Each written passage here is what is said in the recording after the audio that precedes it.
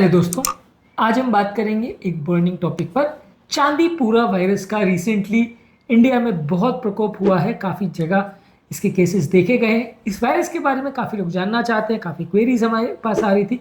इसके बारे में आज शॉर्ट में बात करें कि वायरस क्या है, कैसा है, स्पेसिफिक इश्यूज क्या है, क्या इसके लक्षण है, कैसे ये फैलता है, कैसे इसकी रोकथाम कर सकते हैं और क्या इसमें विशेष प्रॉब्लम्स है।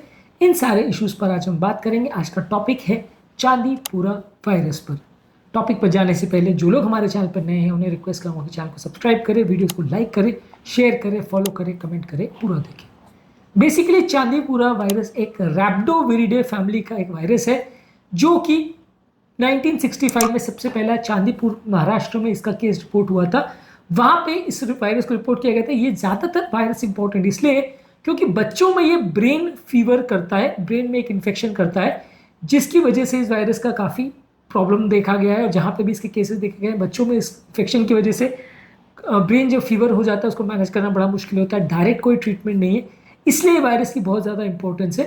ज़्यादातर ये वायरस जो है सैंड फ्लाई यानी कि फ्लेबोटोमस स्पीशीज का एक इंसेक्ट होता है, उसके द्वारा एक व्यक्ति से दूसरे व्यक्ति को फैलाया जाता है। सैंड फ्लाई जब एक इंसान को काटता है तो एक इंसान से दूसरे इंसान को ब्लड के द्वारा इसको फैलाता है। उसका ट्रांसमिशन जो है डायरेक्ट देखने से, बात करने से, खांसने छींकने से नहीं होता है। ये जो वायरस है उसको ये इंसेक्ट यानी सैंड फ्लाई एक व्यक्ति से दूसरे व्यक्ति फैलाता है, जैसे कि मलेरिया में होता है। मलेरिया में भी लगभग ऐसे ही होता है कि जो प्लाज्मोडियम वाइवैक्स या जो भी मलेरिया के कीटाणु होते हैं उसको एक व्यक्ति से दूसरे व्यक्ति में पहुंचाने में मच्छरों का योगदान होता है।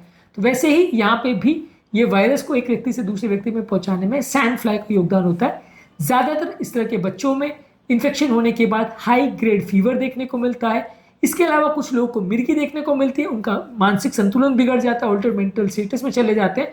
और जब सीवियर ब्रेन फीवर जिसे एंसेफेलाइटिस बोलते हैं वो हो जाता है तो कई लोग का इसमें जान का खतरा भी हो सकता है, इसमें जान भी जा सकती है।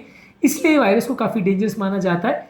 ज़्यादातर ये इंडिया में देखा जाता है। इंडिया के काफ़ी एरियाज में रिपोर्ट किया गया, समय समय पर इसके आउटब्रेक्स हुए। कुछ स्टेजेस में सडनली आता है और फिर अपने आप चला जाता है। बहुत लंबे समय तक रुकने वाला या बहुत लंबे समय तक, सालों तक इसके केसेस देखे जाते हैं ऐसा वायरस नहीं है, क्योंकि ज़्यादातर लोग ये वायरस के बारे में अभी सडनली सुनने लगे हैं। इतने सालों से कभी डिस्कशन नहीं हुआ। उसका कारण ये कि बीच बीच में आउटब्रेक्स में ये आता है, थोड़े लोगों को अफेक्ट करता है, उसके बाद ये अपने आप सबसाइड हो जाता है। पर अभी फिलहाल इसके कुछ केसेस देखने को मिले हैं। ये वायरस अपने आप में डेंजरस है, इसका ट्रीटमेंट बड़ा मुश्किल है, इसमें कोई डायरेक्ट ट्रीटमेंट नहीं आता। जब कभी ये वायरस को इस तरह के फीचर्स देखने को मिलते हैं बच्चे में तो इसको RT-PCR टेस्ट द्वारा, यानी कि जो कि अपन कोविड वायरस के लिए भी यूज़ करते थे, RT-PCR टेस्ट यानी reverse transcription polymerase chain reaction, RT-PCR का फुल फॉर्म होता है। इस चेन से वायरल के RNA को हम जज करते हैं, उसको डायग्नोज करते हैं, उसके बेसिस पे हम कंफर्म करते हैं कि बच्चे को ये चांदीपुरा वायरस का इन्फेक्शन है या नहीं। लक्षण अगर किसी बच्चे को एंसेफेलाइटिस के या ब्रेन फीवर के और साथ में बच्चे को मिर्गी हो रही है और अगर आउटब्रेक हुआ है, खासकर ऐसे एरिया में जहाँ पहले भी केसेस देखे गए हैं, तो वहाँ पे आप इसकी जांच करते हो। रूटीनली हर ब्रेन फीवर के केस में या रूटीनली हर व्यक्ति जिसको मिर्गी हो रही है सबकी ये जांच करने की आवश्यकता नहीं, लेकिन जब आउटब्रेक हुआ है तो फिर जांच करने की आवश्यकता होती है। और उसके अलावा जब कभी भी इसको डायग्नोज किया जाता है तो पेशेंट के लिए कोई डायरेक्ट एंटीडोट या डायरेक्ट ट्रीटमेंट नहीं आता। कोई भी स्पेसिफिक ऐसी दवा नहीं आती जिससे वायरस को डायरेक्टली मार सकते हैं। बुखार को कंट्रोल करने वाली दवाएं दी जाती है, बच्चे के हाइड्रेशन का ध्यान दिया जाता है, फीवर अगर है उसके लिए एसिटामिनोफेन, पैरासिटामोल इस तरह की दवाएं दी जाती है।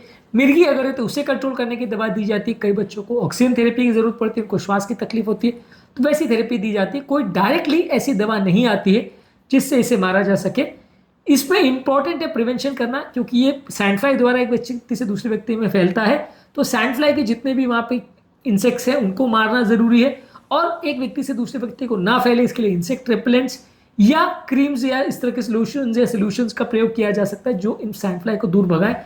एक व्यक्ति से दूसरे व्यक्ति तक ये वायरस नहीं पहुंचे, काटने के द्वारा ये पहुंच सकते हैं, तो ये ना पहुंचे तो इसके ट्रांसमिशन को रोकने के लिए वही मस्कीटो रिपेलेंट्स और ये सारी चीज़ों का प्रयोग किया जाता है जो कि मच्छरों के लिए करते हैं। लास्ट में बात करेंगे बच्चों को फैलने वाले इस इन्फेक्शन की कोई वैक्सीन अवेलेबल है या नहीं। आज के डेट में अभी तक इसके लिए कोई क्लियर कट वैक्सीन अवेलेबल नहीं है।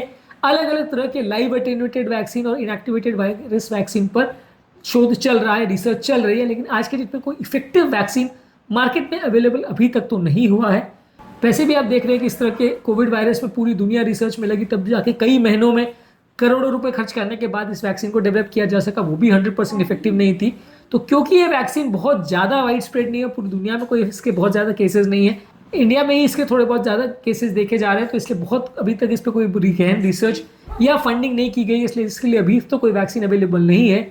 इन फ्यूचर अगर इसके लिए कोई वैक्सीन अवेलेबल होती है तो शायद उसे यूज़ किया जा सकता है, पर एज ऑफ नाउ इसके वैक्सीन या इसके लिए कोई ट्रीटमेंट अवेलेबल नहीं है। यही सबसे बड़ा प्रॉब्लम है इस वैक्सीन के साथ। आज तक इस वायरस के लिए कोई डायरेक्ट ट्रीटमेंट या कोई वैक्सीन अवेलेबल नहीं है। यही सबसे बड़ा प्रॉब्लम है इसके साथ कि बच्चों को इन्फेक्ट करता है, सीरियस ब्रेन फीवर करता है, जान जा सकती है, लेकिन कोई ट्रीटमेंट अवेलेबल नहीं। सिर्फ सतर्कता जरूरी है इस मामले में, और इसको फैलाने वाले जो इंसेक्ट्स हैं उनसे रोकथाम की जा सकती है, तो इस बीमारी को हम बचा सकते हैं, उसके केसेस को हम कम कर सकते हैं।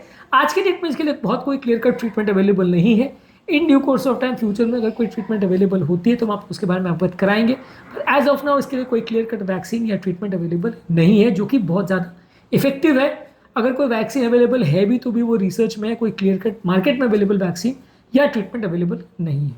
तो आज के टॉपिक में हमने बात करी चांदीपुरा वायरस के बारे में। ब्रेन फीवर करने वाला ये एक डेंजरस वायरस है, इसके बारे में जानना और समझना जरूरी है, क्योंकि रिसेंटली इसके काफ़ी केसेस देखने को मिले हैं। उम्मीद करूंगा कि आज के टॉपिक में कुछ नई बातें जानने को मिली होगी। जो लोग हमारे चैनल पर नए हैं उन्हें रिक्वेस्ट करूँगा कि चैनल को सब्सक्राइब करें, वीडियोज़ को लाइक करें, शेयर करें, फॉलो करें, कमेंट करें, पूरा। Thank you.